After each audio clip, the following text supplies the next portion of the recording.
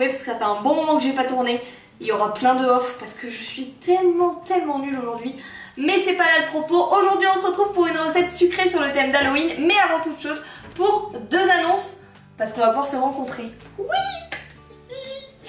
Première annonce, sachez que je serai aux audios de Bègle, donc en périphérie de Bordeaux, ce samedi 7 octobre 2017, si tu me regardes dans le futur.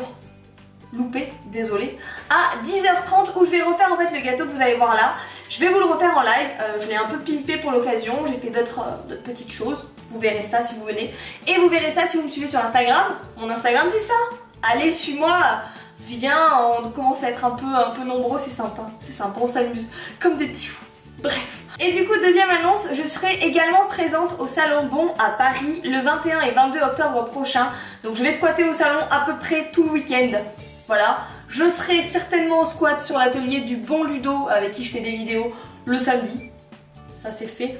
Mais je serai surtout et vraiment pour le coup officiellement en atelier le dimanche après-midi à 15h, 15h30 si je me trompe pas, où je ferai un petit atelier sympathique.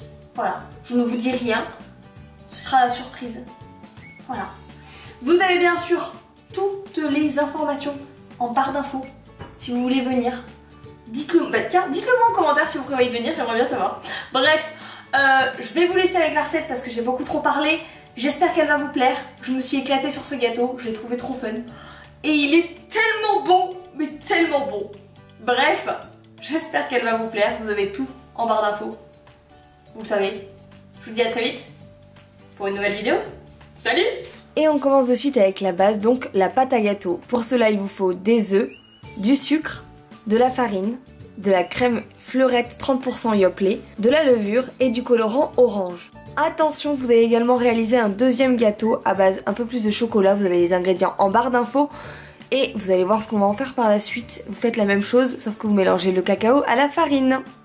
On va d'abord mettre les œufs avec le sucre et fouetter le tout jusqu'à obtenir un mélange très mousseux et qui a pris du volume.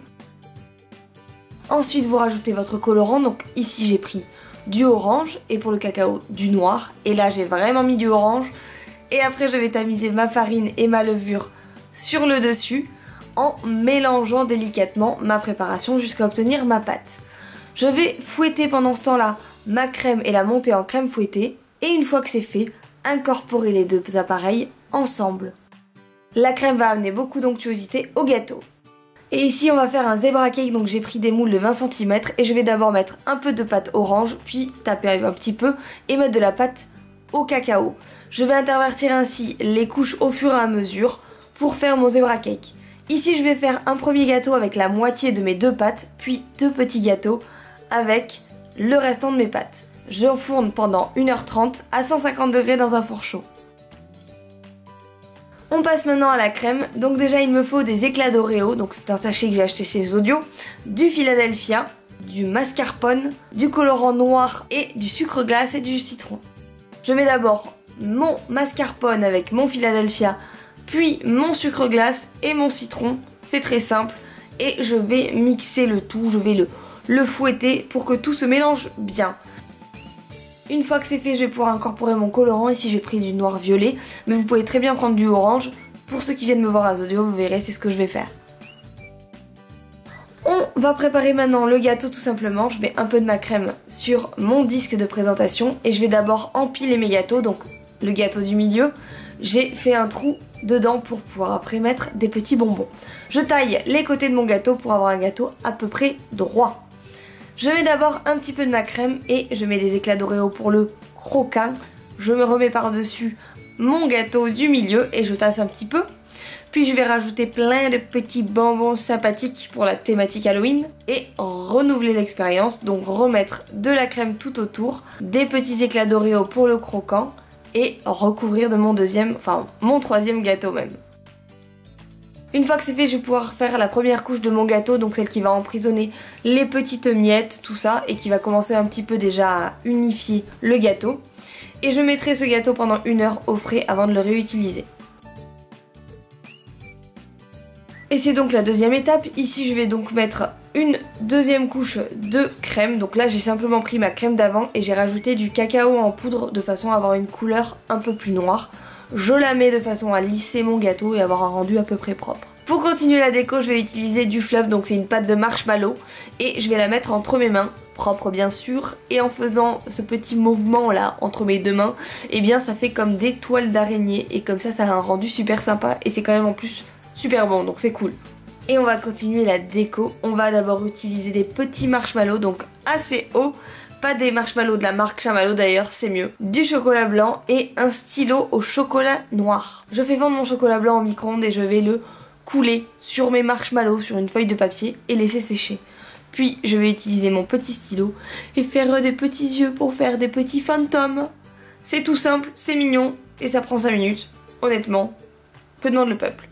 Et j'ai également voulu réaliser une autre décoration, donc ici un chapeau de sorcière. J'ai fait mon chapeau toute seule, donc j'ai pris du papier alu et je l'ai travaillé de façon à obtenir une forme qui me plaise. Je l'ai recouvert de film plastique et après là je vais le napper de chocolat. Une première couche d'abord, puis après, une fois que ça a un petit peu séché, une deuxième couche. Je mettrai le tout au frigo et je démoule que le lendemain, hyper délicatement.